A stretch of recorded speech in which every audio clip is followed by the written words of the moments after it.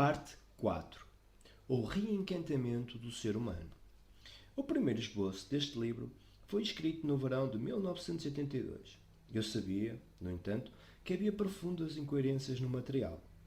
Elas tinham origem num apego muito sutil a um dos dogmas fundamentais da filosofia realista. A consciência tinha de ser um epifenómeno da matéria.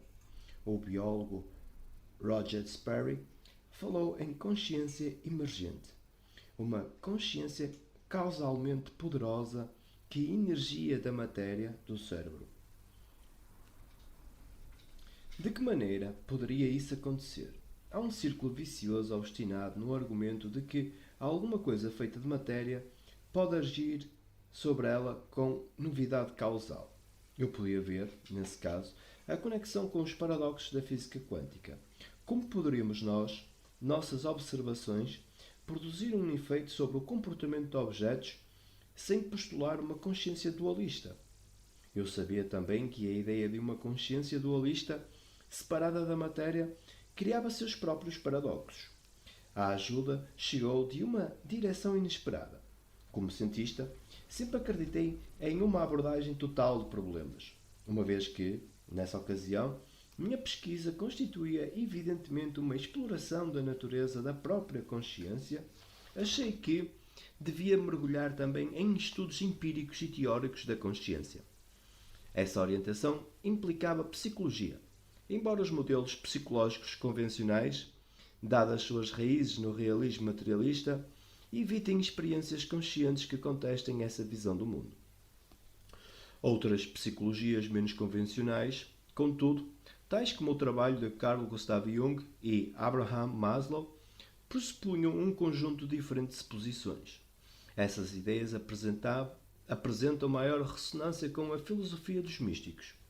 Uma filosofia que se baseia em enxergar espiritualmente através do véu que cria a dualidade. Para remover o véu, os místicos prescrevem que o indivíduo se torne atento ao campo de percepção. E esse estado de atenção é, às vezes, denominado meditação. Eventualmente, após anos de esforços, uma combinação de meditação, leitura de filosofias místicas, um sem número de discussões e simplesmente pensamento concentrado começaram a romper o véu que me separava da solução que eu procurava para tais paradoxos. O dogma fundamental do realismo materialista, que tudo é feito de matéria, teve de ser abandonado. E isso sem trazer o dualismo. Lembro-me ainda do dia em que ocorreu o rompimento final. Estávamos em visita à nossa amiga Frederica, que reside em Ventura, na Califórnia. Cedo, naquele dia, Maggie e eu saímos com um amigo, o místico Joel Moorhood, para ouvir uma palestra de Krishnamurti na vizinha Ojai. Mesmo aos 80 anos, Krishnamurti dava conta do recado com extraordinária habilidade. Em seguida, conversando com a plateia, ele aprofundou pontos que haviam constituído a essência de seu ensinamento. Para mudar, temos de estar cientes agora e não resolver mudar mais tarde ou, simplesmente, pensar no assunto. A percepção radical, e só ela, leva à transformação que desperta a inteligência radical. Quando alguém perguntou se a percepção radical ocorre a nós, seres humanos comuns, Krishnamurti respondeu gravemente: tem de ocorrer. Mais tarde, naquela noite, Joel e eu iniciamos uma conversa sobre realidade. Eu estava-lhe dando um prato cheio de minhas ideias sobre consciência, que havia elaborado a partir da teoria quântica, em termos da teoria da medição quântica. Joel escutava com toda a atenção. Muito bem. O que é que vai acontecer em seguida? Bem, eu não tenho certeza de compreender como a consciência se manifesta no cérebro-mente. Respondi, confessando minha luta com a ideia de que, de alguma maneira, a consciência tinha de ser um epifenómeno dos processos cerebrais. Acho que compreendo a consciência, mas... A consciência pode ser compreendida? Interrompeu-me Joel. Claro que pode. Eu lhe disse que nossa observação consciente, a consciência, produz o colapso da onda quântica. E eu estava pronto para repetir toda a teoria. Joel, porém, interrompeu-me. de modo que o cérebro do observador é anterior à consciência ou a consciência é anterior ao cérebro. Percebi uma armadilha na pergunta. Estou falando em consciência como sujeito de nossas experiências. A consciência é anterior às experiências. Ela não tem objeto nem sujeito. Certo. Isso é miticismo antigo. Em minha linguagem, porém, você está falando a respeito de algum aspecto não local da consciência. Joel, porém, não se deixou desanimar por minha terminologia. Você está usando antolhos científicos que o impedem de compreender. No fundo, você acredita que a consciência pode ser compreendida pela ciência, que a consciência emerge do cérebro, que é um epifenómeno. Tente compreender o que os místicos estão dizendo. A consciência é anterior e incondicionada. Ela é tudo o que há, nada mais existe senão Deus. A última frase fez comigo alguma coisa que é impossível descrever em palavras. O melhor que posso dizer é que provocou uma abrupta mudança de perspectiva. Um véu foi levantado. Ali estava a resposta que eu estivera buscando e que conhecera o tempo todo. Quando todos foram dormir, deixando-me em minha contemplação, saí de casa. O ar da noite estava frio, mas não me importei. Tão enevoado estava o céu que eu mal conseguia ver uma estrela. Mas, na minha imaginação, o céu tornou-se o mesmo céu radiante de minha infância e, de repente, consegui enxergar a Via Láctea. Um poeta de minha Índia natal concebera a fantasia de que a Via Láctea era a fronteira entre o céu e a terra. Na não localidade quântica, o céu transcendente, o reino de Deus, está em toda a parte, mas o homem não o vê, lamentava-se Jesus. Não o vemos porque estamos enamorados demais de experiência, de nossos melodramas, de nossas tentativas de prever e controlar, de compreender e manipular tudo racionalmente. Em nossos esforços, deixamos de perceber o fato simples, a verdade simples de que tudo é Deus, que é a maneira de o místico dizer que tudo é consciência. Os físicos explicam fenómenos, mas a consciência não é um fenómeno. Em vez disso, tudo o mais é fenómeno da consciência. Eu estivera em vão procurando na ciência uma descrição da consciência. Em vez disso, o que eu e outros temos de procurar é a descrição de ciência com consciência. Temos de criar uma ciência compatível com a consciência, nossa experiência primária. Se quisesse descobrir a verdade, eu teria de dar um salto quântico além da física convencional, formular uma física baseada na consciência como o bloco de armar de tudo. Era uma tarefa difícil, mas eu acabava de ter um vislumbre da resposta, de modo que era também simples. Uma mudança fácil, sem esforço, de perspectiva. As palavras de Krishnamurti repercutiram encorajadoras em meus ouvidos. Ela teria de ocorrer. Estremeci um pouco e a Via Láctea de minha imaginação desvaneceu-se lentamente. A verdade mística de que nada mais há, exceto consciência, tem de ser experienciada para ser realmente compreendida, exatamente como uma banana, no domínio sensorial. Precisa ser vista e saboreada antes que o indivíduo saiba realmente o que ela é. A ciência idealista tem o potencial de restaurar a consciência à criatura fragmentada, semelhante a Guernica, que obceca a todos nós. A fragmentação do self, porém, tem origem não só na visão incompleta do mundo do realismo materialista, mas também na natureza da identidade com o ego. Se nós, em nosso ego separado, fragmentado, quisermos ser inteiros novamente, teremos não só de compreender intelectualmente a situação, mas também mergulhar em nossos espaços interiores a fim de vivenciar o todo. No mais célebre dos mitos bíblicos, Adão e Eva vivem uma vida encantada na completeza do jardim do Éden. Após comerem a fruta do conhecimento, são expulsos daquele local de encantamento. O significado do mito é claro. O preço da experiência do mundo é a perda do encanto e da inteireza. De que modo podemos reentrar naquele estado encantado de inteireza? Falo não de uma volta à infância ou a alguma idade de ouro, nem me referindo à salvação na vida eterna após a morte. Não, a questão é de que modo podemos transcender o nível do ego, o nível de ser fragmentado. De que modo podemos conquistar liberdade, mas, ao mesmo tempo, viver no mundo da experiência. Em resposta A esta pergunta discutiremos nesta secção, no contexto da ciência idealista, o que é convencionalmente denominado jornada espiritual. Tradicionalmente, jornadas espirituais foram prescritas por líderes religiosos profissionais, padres, rabinos, gurus e outros. Conforme veremos, o cientista quântico pode contribuir com algumas sugestões relevantes. Sugiro que, no futuro, a ciência e a religião cumpram funções complementares. A ciência realizando o trabalho preliminar em forma objetiva do que precisará ser feito para recuperar o encantamento e que a religião oriente a pessoa através do processo de fazê-lo. Capítulo 15. Guerra e Paz.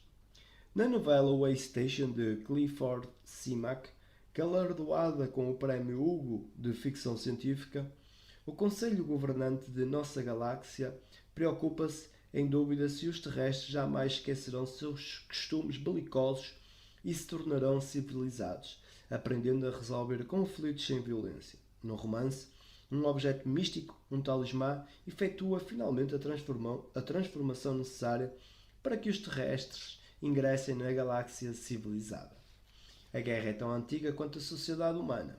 Nosso condicionamento, tanto biológico quanto ambiental, é de tal ordem que conflitos surgem naturalmente. Durante milhares de anos, usamos de violência para resolvê-los, ainda que por pouco tempo. Atualmente, com o poder destrutivo das armas atómicas, guerras tornaram-se cada vez mais perigosas para o nosso futuro na Terra. Não só para a nossa vida, mas para o ambiente global. O que poderemos fazer para reduzir esses riscos? Que talismã místico poderá transformar nossas nações belicosas em uma rede de comunidades cooperativas comprometidas com a solução de conflitos através de meios pacíficos e globalmente sensíveis? Os atuais paradigmas sociais relativos à paz são basicamente reativos, no sentido de que tratam de situações particulares nas quais o conflito surgiu ou é iminente. As preocupações principais, portanto, são segurança nacional, controle de armamentos e solução de conflitos localizados. Todas elas são reativas, medidas tomadas de acordo com a situação para preservar a paz. Durante milhares de anos tentamos, dessa maneira, assegurar a paz, e o método jamais funcionou. O método de agir segundo a situação para promover a paz é prisioneiro das visões do mundo materialista e dualista que há muito tempo dominam a maneira como nos vemos. Atualmente, com a imagem que temos de nós, cada vez mais orientada pelo realismo científico, essa visão tornou-se uma visão de túnel. A sociobiologia, a versão contemporânea de darwinismo social, descreve-nos como máquinas de genes egoístas, entidades separadas que competem entre si pela sobrevivência. Nessa opinião, nosso destino e comportamento são controlados pelas leis determinísticas da física e da genética e pelo condicionamento ambiental. A sociobiologia é uma amálgama inerentemente cínico de ideias extraídas da física clássica, da teoria de evolução darwiniana, da biologia molecular e da psicologia behaviorista. A visão sociobiológica da humanidade é, no sentido fundamental, antitética à paz. A paz como fraternidade e irmandade universal entre povos, paz como cooperação nascida do coração, paz como altruísmo e compaixão por outros seres humanos, sem considerações de raça, cor ou credo religioso. Não tem lugar na sociobiologia. Nessa visão, o melhor que podemos esperar é uma ética pragmática e legalista de contenção da violência e tréguas temporárias em nossas agendas competitivas e conflitantes de vencedor-sobrevivência. No paradigma idealista proposto neste livro, começamos não com perguntas como: por que há tanto conflito no mundo? Por que os povos do Oriente Médio não podem viver em paz? Por que hinduístas e muçulmanos lutam sem cessar por uma posição de superioridade? Por que as nações ocidentais vendem armas letais aos países em desenvolvimento? Em vez disso, perguntamos o que cria o movimento da consciência que gera todos esses conflitos mundiais. Há movimentos compensadores na consciência? Em outras palavras, procuramos um tratamento proativo, fundamental, a paz que inclui todas as peças do todo. Individualmente, começamos a assumir responsabilidade por esses movimentos mais amplos da consciência. Nós somos o mundo e, portanto, começamos a assumir responsabilidade por ele. O primeiro passo para aceitar essa responsabilidade consiste em compreender, intelectualmente no começo, como se situam em relação a nós, as outras pessoas, como indivíduos. Neste particular, grandes movimentos libertadores na consciência estão, de facto, começando a compensar, pelo menos parcialmente, os antigos e infrutíferos movimentos que levam à violência. Unidade na diversidade. As ideias expostas neste livro sugerem uma unidade endógena na consciência humana que se estende além da diversidade de formas individualmente evoluídas. A convicção reinante em numerosas disciplinas parece ser a de que a violência é inerente ao homem e, por conseguinte, inevitável. Se a nova visão for correta, contudo, então nossa separatividade, a grande causa do egoísmo e da insensibilidade que levam à violência, é uma ilusão. Transcendendo essa ilusão, a separatividade que existe apenas na aparência, há a realidade unitiva da inseparabilidade. A fim de lidar com a implicação do experimento de Aspect, que prova, além de qualquer dúvida, nossa inseparabilidade, o cientista pragmático utiliza o instrumentalismo, a ideia de que a ciência trata não da realidade, mas que é apenas um instrumento para orientar a tecnologia. O instrumentalismo, porém, é intolerável. Ele me lembra o estudante que durante um experimento com rãs e condicionamento ensinou o bichinho a saltar a uma ordem sua. Rá, salte. Em seguida cortou uma das pernas da rã e deu ordem. Rá, salte. A rã saltou e ele anotou, com satisfação, no diário do laboratório. O condicionamento persiste mesmo quando amputamos uma perna. Repetiu o experimento, amputando 2 pernas e, em seguida, 3. E em ambas as ocasiões a rã saltou. Seguindo a ordem, finalmente, ele cortou a quarta perna e deu a ordem. Rã, salte. Desta vez a rã não saltou. Após pensar em um momento, o estudante escreveu: após perder as 4 pernas, a rã perde o sentido da audição. A ideia de uma unidade subjacente por si não é nova e constitui a mensagem básica da maioria das religiões mundiais. Os ensinamentos religiosos, no entanto, na medida em que enfatizam salvação pessoal de algum tipo com o objetivo de autodescoberta, tendem a negar o mundo. Em contraste, quando a filosofia do idealismo monista é revista, do ponto de vista da nova atitude científica que vem sendo descrita neste livro, obtemos uma perspectiva que inclui a unidade no mundo da diversidade. A nossa visão do mundo confirma a existência do mundo, ao mesmo tempo que acena com a possibilidade de um mundo mais maduro. A visão de mundo do idealismo monista e da ciência idealista deixa claro que todas as formas manifestas representam, juntas, apenas uma das muitas possibilidades da onda unitiva que se situa por trás da forma das partículas. A ideia de que a unidade transcende a forma implica também que todas as diversidades permitidas têm valor relativo, mas não inerente. Esta conclusão é semelhante à ideia budista de que nada no mundo tem natureza própria inerente. Quando olhamos desta maneira para o mundo manifesto, especialmente para o mundo dos seres humanos, podemos facilmente perceber a sabedoria de respeitar e valorizar a diversidade das manifestações humanas. Uma maneira de ver os grupos culturais que numerosos antropólogos vêm preferindo atualmente, a diversidade de culturas revela possibilidades humanas de uma maneira que viver apenas dentro do condicionamento de qualquer cultura específica jamais poderia revelar. Cada cultura reflete uma única imagem, embora não uma imagem completa do Uno. Olhando para as imagens em espelhos diferentes, poderemos compreender melhor o significado do ser humano e a maravilha que ele é. A tendência mais moderna da antropologia cultural, de start, é abandonar o tipo de pensamento de uma única linguagem que sustenta que uma única expressão, uma única cultura, uma única interpretação deve ser a meta da civilização humana e da antropologia. A direção que ora surge é para uma expansão politemática, que reconheça o valor da diversidade para demonstrar as dimensões múltiplas da consciência. Este movimento de rejeição de uma única linguagem para temas múltiplos está preparando um caminho fácil que se distancia do paradigma competitivo da guerra do realismo materialista e se aproxima do paradigma cooperativo da paz que a ciência idealista promete. Importante também para desenvolver um paradigma efetivo para a paz é o movimento de abandono das hierarquias lineares, da hierarquia simples para a entrelaçada.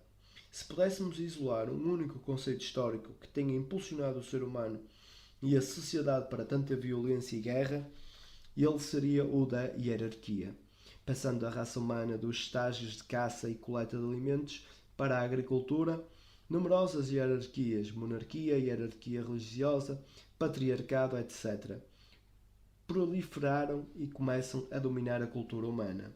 Neste século, contudo, numerosas mudanças sociais implicaram a intuição de que hierarquias não são essenciais, nem indispensáveis e muito menos universais e que, na melhor das hipóteses, têm apenas uso restrito.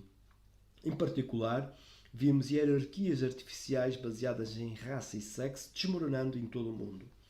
Analogamente, é cada vez maior a aceitação da ideia de que a queda do comunismo na Europa Oriental e na União Soviética, que caracterizaram a década de 1990, refletiram não um sistema que ganhou a corrida armamentista, mas o melhor, a democracia ou a ditadura hierárquica rígida do Partido Único. Desconfio que essas revoltas sociais contra hierarquias estiveram e estão intimamente ligadas à rebelião da ciência moderna contra a visão mundial materialista. O que a nova ciência idealista tem a dizer sobre hierarquias? Não raro, o que consideramos como uma hierarquia simples assim parece porque desconhecemos o quadro total.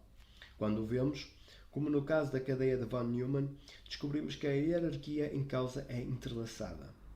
Ao discutir o importante elemento da surpresa no novo modelo do Self, baseado na teoria quântica, atribuímos a origem da divisão da realidade, sujeito observador e objeto mundo, ao conceito de uma hierarquia entrelaçada de sistemas interatuantes.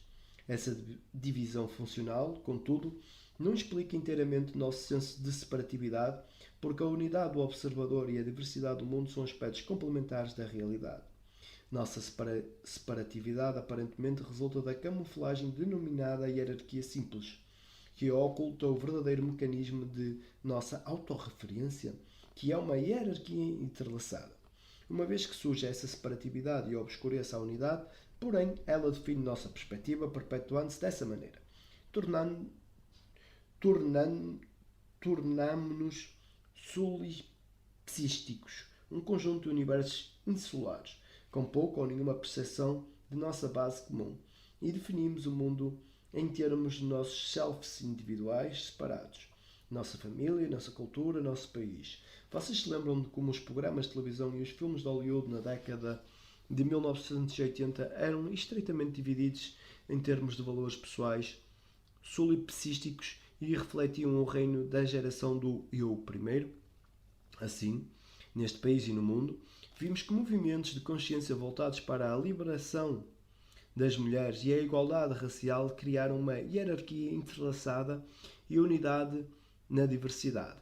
Observamos também um movimento contrário da consciência para hierarquias simples da geração eu primeiro.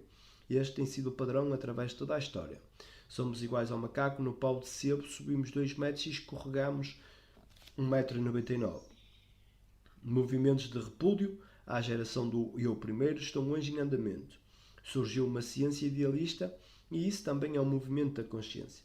Até agora, na história humana, esses movimentos da consciência foram, na maior parte, oscilações inconscientes entre polaridades opostas e incorretamente compreendidas. A ciência idealista abraça ambas as tendências, a solipsística da hierarquia simples e da hierarquia entrelaçada, que nos dá unidade na diversidade e, ao assim agir, liberta-nos para agir cada um de nós individualmente em novas e criativas maneiras. De onde começa? O Bhagavad Gita é um dos maiores tratados idealistas de todos os tempos. O texto explora da maneira mais maravilhosa e abrangente possível os caminhos espirituais que o indivíduo pode tomar para o autodesenvolvimento além do ego. Surpreendentemente, o livro inicia-se com uma batalha, na qual fações opostas se enfrentam, preparados para a guerra. Arjuna, o líder da facção que se esforça para restabelecer a justiça, sente-se desanimado com a perspectiva de matar tantas pessoas, incluindo numerosos parentes e amigos, que ama e estima. Ele não quer lutar. Krishna, o mestre, estimula-o a lutar. Que tipo de livro espiritualista promove a guerra e não a paz? Perguntam numerosas pessoas. A resposta encerra numerosos níveis de revelação. Em um nível, a guerra de Bhagavad Gita não é, em absoluto, uma guerra externa, mas uma batalha íntima. O conflito lavra no coração de todos os aspirantes espirituais. é básico a todos os que estão comprometidos com o pleno desenvolvimento adulto. A aprovação de Arjuna é ter de matar sua própria gente. Não é este o caso de indivíduos que almejam realizar seu potencial humano? Um indivíduo tem de deixar para trás a identidade do ego para continuar seu caminho, mas enfrenta um grande volume de inércia que obstrui esse próprio movimento. Em um nível mais profundo, Arjuna tem um conflito com o seu próprio sistema de valores, seu estilo de vida. Ele é um guerreiro, lutar é seu dever. Ainda assim, ele conhece também o valor do amor, do respeito e da lealdade a pessoas para quem e com quem aprendeu o jogo da vida. Como poderá ele matar em batalha exatamente essas pessoas? A situação é que Thomas Kuhn descreveria como cheia de anomalias. O velho paradigma está demonstrando sinais de fracasso e tem de ceder lugar ao novo. E, assim, Krishna desafia Arjuna. Mude seu paradigma. Você tem de chegar criativamente a uma nova compreensão, de modo que possa lutar sem o conflito que o paralisa.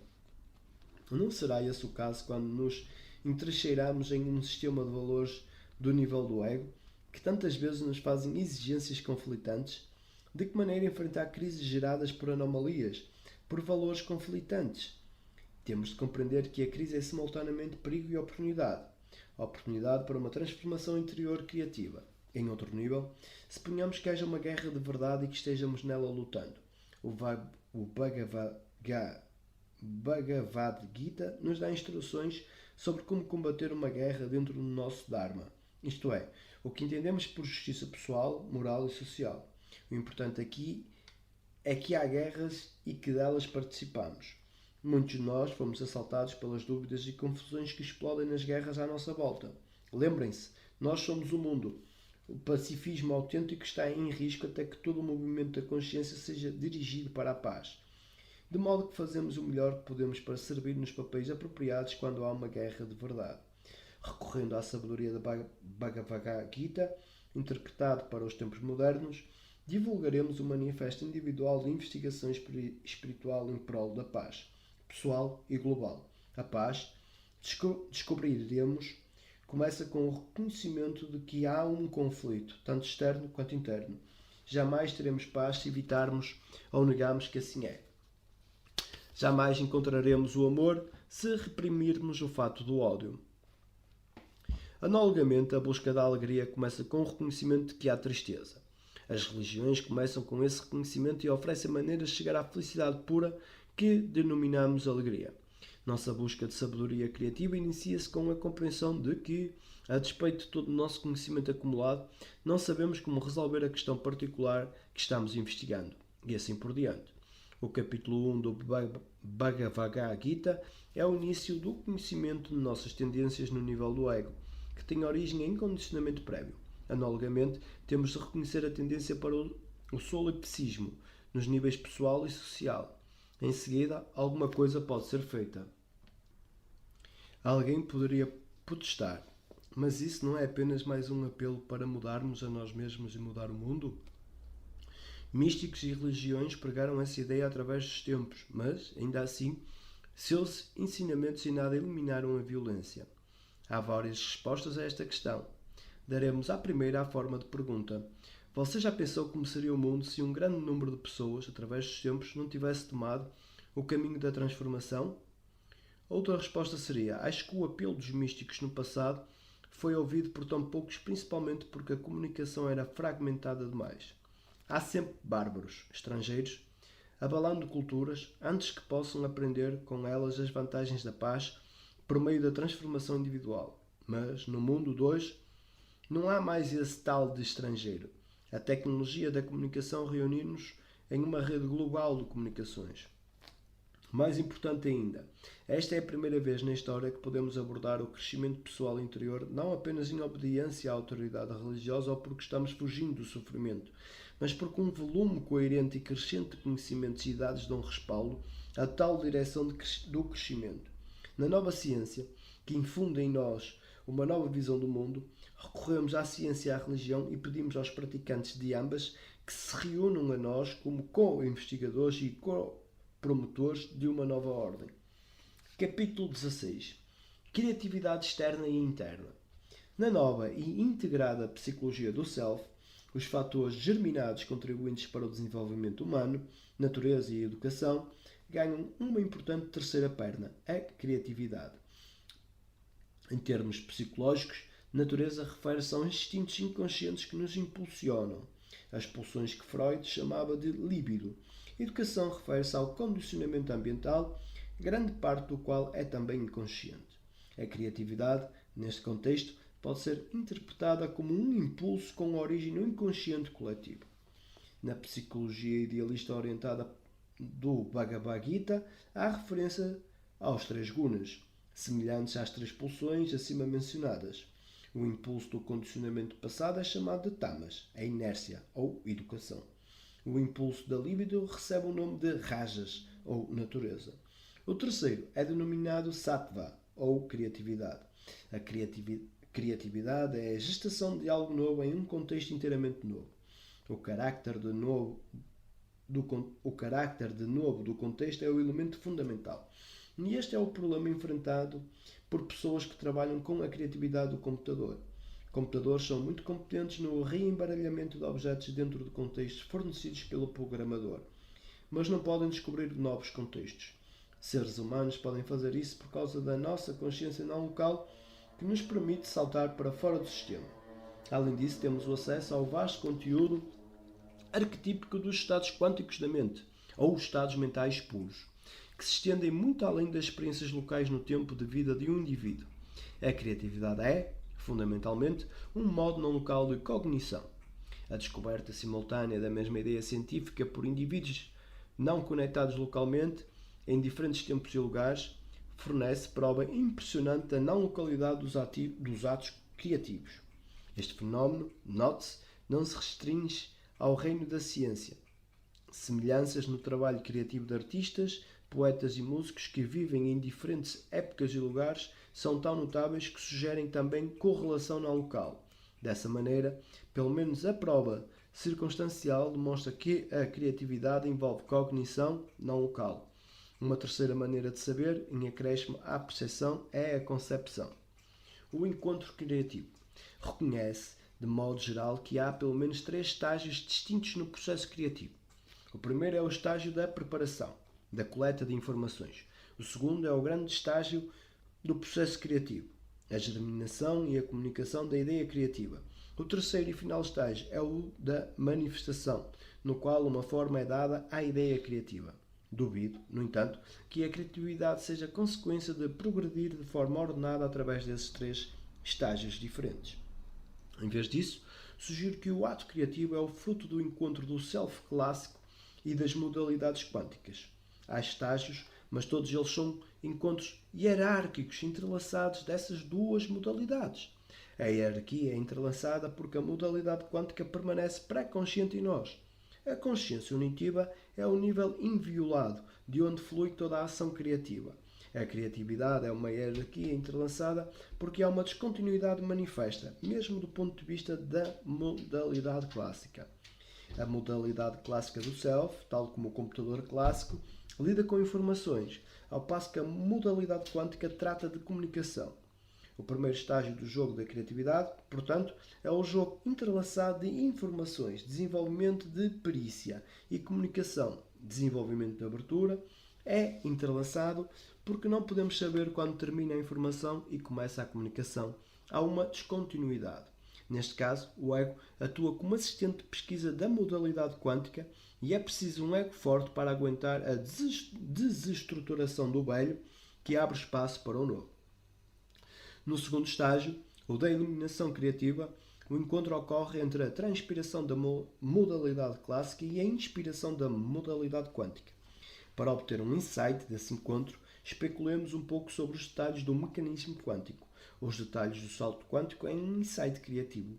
Quando o estado quântico do cérebro se desenvolve como um conjunto de potencialidades, em resposta a uma situação de confrontação criativa, o conjunto inclui não só estados condicionados, mas também estados de possibilidades novos e nunca antes manifestados.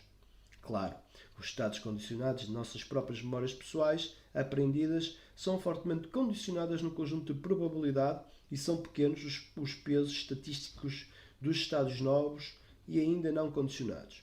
O problema do segundo estágio da criatividade, portanto, é o seguinte: como superar as esmagadoras possibilidades desfavoráveis que favorecem a astúcia da velha memória, de preferência à arte autêntica do novo nesse jogo de azar? A solução desse dilema não é absolutamente difícil. Existem 5 possibilidades não exclusivas. Em primeiro lugar, podemos minimizar o condicionamento da mente, mantendo conscientemente uma mente aberta, para reduzir a probabilidade de respostas inconscientes condicionadas. Esta reação é também recomendada para o primeiro estágio da criatividade. Em segundo, podemos aumentar as probabilidades de que uma ideia criativa de baixa possibilidade se manifeste, se formos persistentes.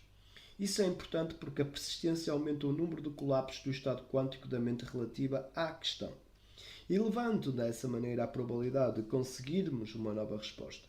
Em terceiro, uma vez que a probabilidade de aparecimento de um novo componente na superposição coerente da mente é melhor com um estímulo não aprendido, um estímulo a que não fomos submetidos antes.